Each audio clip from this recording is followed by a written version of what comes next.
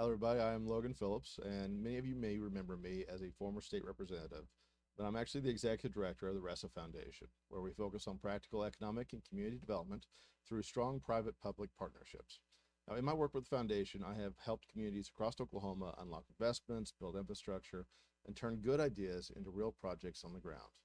I'm also partnered with a company called KB FinTech, helping companies grow and expand here in Oklahoma by navigating everything from incentives, infrastructure needs, non-dilutive capital, site development, so projects make financial sense and deliver those long-term value. In this video, I'm going to walk you through one of the most powerful but often overlooked tools we have to do exactly that economic engine in Oklahoma. Now, this is called the Oklahoma P3 Pooled Finance Program. And I'm going to talk to you about how it can help your community move its next big project from concept to construction. So let's go ahead and start this slideshow. Now, Oklahoma's most powerful and frankly underutilized financial tool is the P3 Pooled Finance Program. It's a mechanism specifically built to kickstart local economic development and finally bridge that infrastructure gap for communities across our state. So here's the game plan for this quick video. We're going to start with the big challenge. We're going to dive into the nuts and bolts of the solution. We're going to cover how it pays for itself and talk about the risk protection and wrap up by looking at its proven track record. So let's start by talking about the fundamental problem. The thing that stalls economic growth for far too many Oklahoma communities, and that's the infrastructure investment gap. So here's the core question. If you're a city manager or a developer in a smaller Oklahoma town, how on earth do you access affordable capital for a big game-changing project? We're talking about a new road, a water line, a rail spur. The cost of borrowing is just often way too high. And that disconnect between what the community needs and what it can afford, well, it leaves a lot of those critical projects stuck on the drawing board. Now, the solution, it lies in a really sophisticated mechanism where the state actually steps in, not just as a lender, but as a stabilizing credit anchor.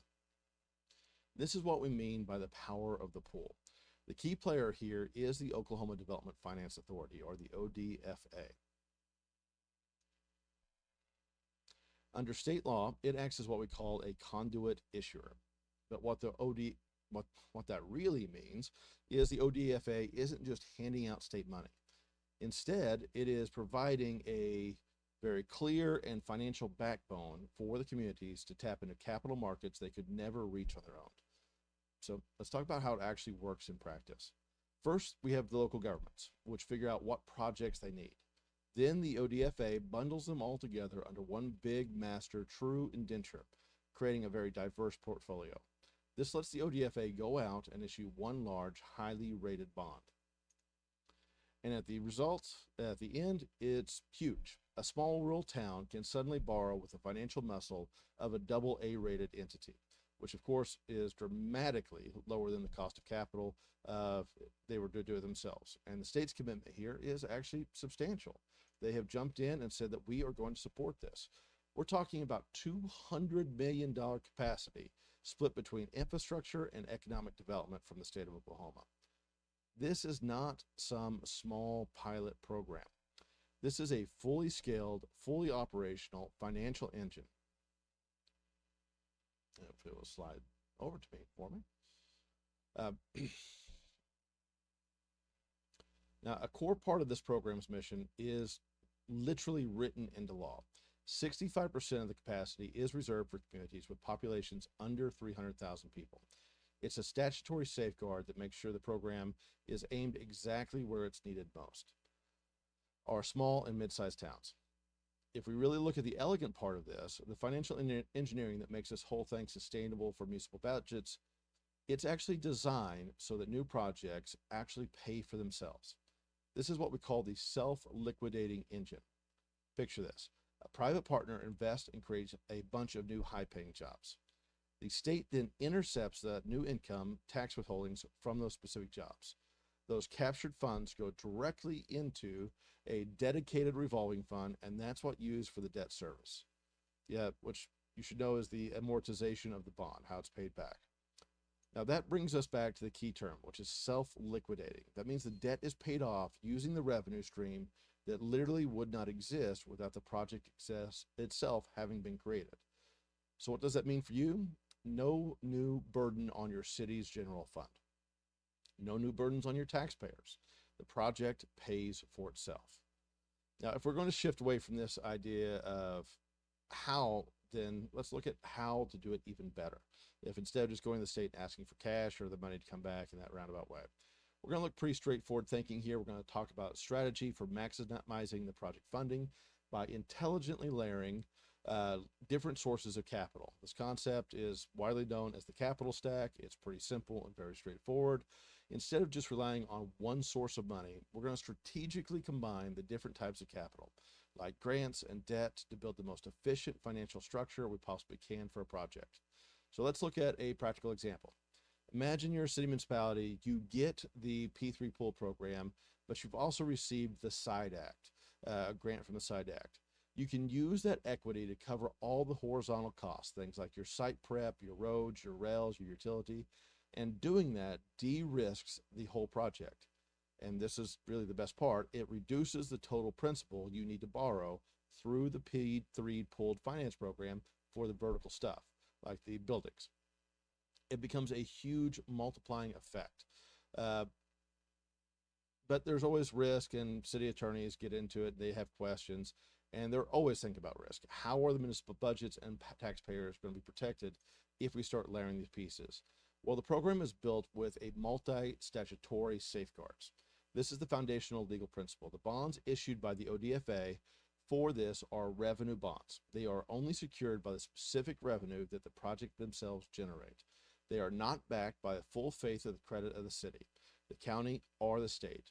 And you don't have to take my word for this. You really don't. You can read the state statute, is extremely crystal clear about it, and it is free and accessible to you. This isn't just some fancy policy interpretation. It's a literal black letter of the law that says you are not at risk if you use the P3 program. This clause is the explicit legal shield for your community. It insulates your taxpayers from debt, period. And there are multiple layers of protection here. First, because they're not general obligation bonds, they don't count against your city's constitutional debt limit. The fact that all projects are pooled provides one cross-collateralization, which adds another layer of security. And very importantly, the agreements include step-in rights. So if a private partner were to fail, the public entity, you, retain ownership of all the assets and can just bring in a new operator. This is protecting the public's investment, protecting your investment, protecting your municipalities. And so let's look at some real world applications where we've seen this in play. Because really it all sounds great, but it has to actually work. And so you start with the very first question, does it work? And the answer is a resounding yes. This is not a theoretical financial tool. It's a proven roadmap that has already delivered critical infrastructure across all of Oklahoma. These aren't just ideas on whiteboard. They are new rail infrastructure at the Port of Muskogee and the Port of Catoosa, to critical water lines supporting the Altus Air Force Base and Fort Sill. This program has consistently turned complex community needs into concrete reality, strengthening your local economies and our state's strategic assets. So the path forward for your community is actually extremely clear and very well established. It all starts with a feasibility analysis. From there, it moves from the formal approval process with the Department of Commerce and ODFA, and it leads to a groundbreaking. It's a process designed to take viable projects from an idea to actual construction and to do it efficiently. To bring this all home, the tool exists, the process is proven, the funding capacity is actually there, and the risk protections are written into law. The opportunity for you to build the next generation of infrastructure for a community is right here, right now. The only question is, what is your next step? Well, to start this process, to really explore how the P3 pooled finance program works, you can either bring your community project, contact the Oklahoma Department of Commerce, go through them, or you can reach out and start your conversation with KB FinTech, and we can help you both look at the P3 program, new market tax credits, all their non-dilutive capital, grants, bonds, and financing. Now, before we wrap this up, it's very, very important to underscore one point. This isn't just a tool for governments. The P3 pooled finance program is built for partnerships. which means private companies, developers, and operators can directly benefit as well. When public entities and private partners come together under this framework, projects become more financeable, risks are better managed, and timelines often move much, much faster. So whether you're a city, a county, a port authority, a private firm looking to invest and expand in Oklahoma, this program is designed to help you structure and deliver projects that work for your balance sheet and for the community.